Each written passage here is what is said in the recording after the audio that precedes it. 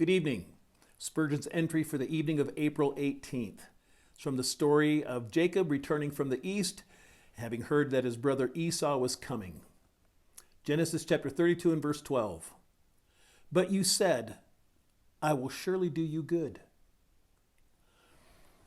When Jacob was on the other side of the brook Jabbok, and Esau was coming with armed men, he earnestly sought God's protection, and as a prime reason he pleaded, You said, I will surely do you good. Oh, the force of that plea. He was holding God to his word. You said.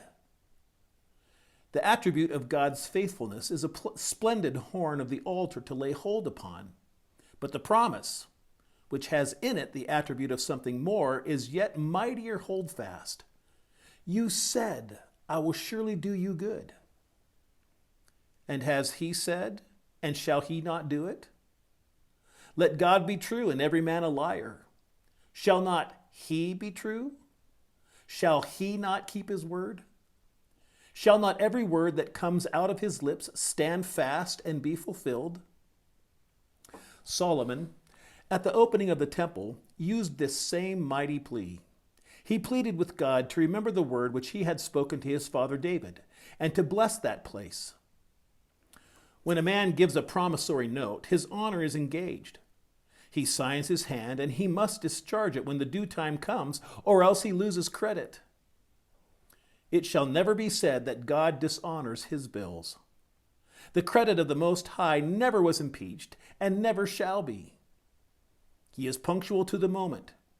He never is before his time, but he never is behind it. Search God's word through and compare it with the experience of God's people, and you shall find the two agree from the first to the last. Many a gray-headed patriarch has said with Joshua, Not one thing has failed of all the good things which the Lord your God spoke concerning you. All are come to pass. If you have a divine promise, you need not plead it with an if. You may urge it with certainty. The Lord meant to fulfill the promise, or he would not have given it. God does not give his words merely to quiet us and to keep us hopeful for a while with the intention of putting us off at last. But when he speaks, it is because he means to do as he has said.